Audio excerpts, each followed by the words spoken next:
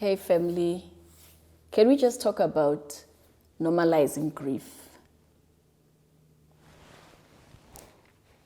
I was 12 when I lost someone that was very close to me. To this day, I've not discussed the depth of the relationship, like maybe to call this person uncle or step, whatever, I don't know, but it was at my grandmother's place, and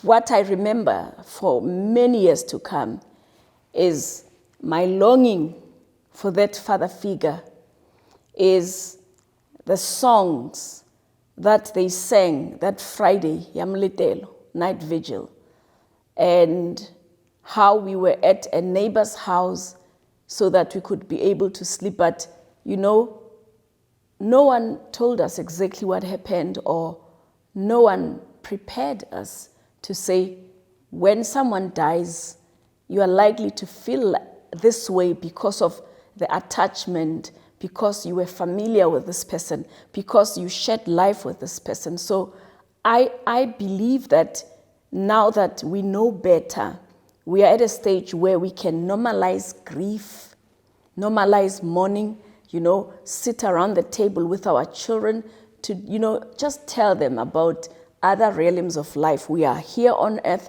and when people die, they move on to another realm. You're not gonna see them anytime soon, or you'll not see them basically. You will feel pain, you will cry. It is okay to cry, so that you are taught not to numb the pain, not to numb the emotions, because when we cried, someone would just come and steal us and like, shh, don't cry. But God designed tears. He blessed us with tears to express a certain emotion, and tears help in the healing process. So it is just a desire I have within our Black communities to say, let us do grief. And I've realized also that when you grieve, it's not everyone that can be there for you. And I started to understand now, personally with my mother, that, sometimes people call, they want to check on me, but I'm not in a good space to say anything, because I'm still trying to figure out. There's no emotion within me. It's numb. I also had to realize, that's why when I would call this person just trying to be there for them, they wouldn't be there. They would just, disappear on me, and I would think, basnaks kanti, hey, no. Sometimes you have no idea what to say to people. But you need them. But you don't have capacity to do conversations with them. I don't know if it makes sense. But with that other relative that I was referring to earlier on, there was this song by Lionel Richie. Every time when I heard that song from radio, it would remind me of Abuti Mbuti.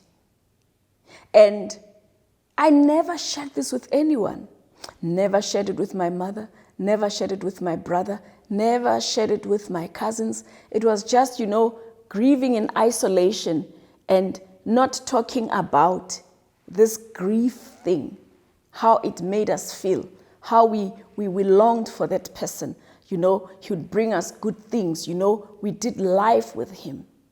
And now I'm remembering, the only time I was able to deal with it, an issue that took place in 1994, was just now when I joined the church, and we had a course called Grief Share, a 13-week course helping people, just to go through grief. It's a journey. And sometimes, the triggers happen and you are at a place and you can't just cry, but you're crying because you can't stop the grief.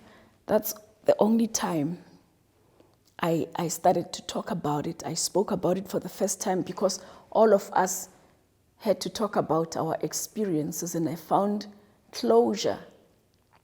And if I could hear that song play again, I know that it will not make me feel sad, but it will help me to remember the good memories that I am now learning to embrace, the good and the bad, tears, crying with a smile, with joy, something like that.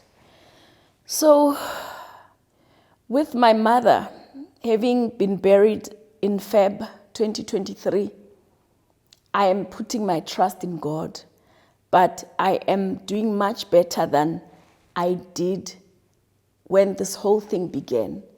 And I knew somehow also in my spirit, because the past Sunday we've just celebrated Mother's Day, mothers all over, they were celebrated, all over the world. And God just gave me peace, the peace that surpasses all human understanding, like, wow. And people did not know whether to say, you could see there's this elephant, like, how do we address this issue?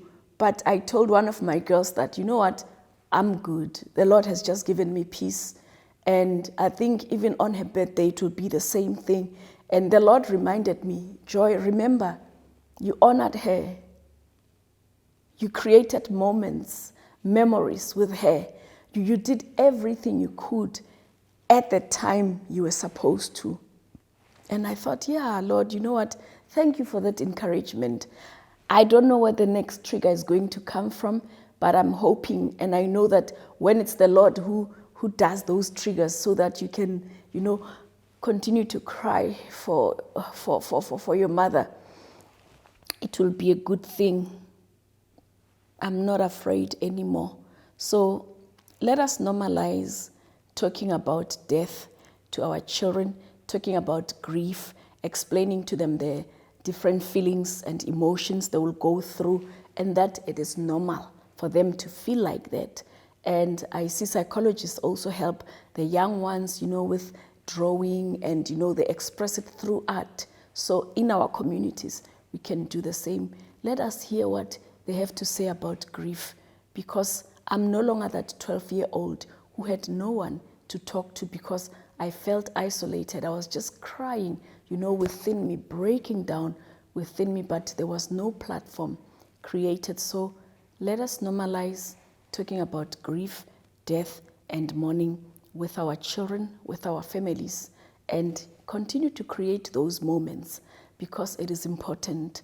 Life is for the living, and Jesus says, I've come that you may have life and have it more abundantly. So let us use that platform to talk about all issues, including death, so that we are a bit prepared for it.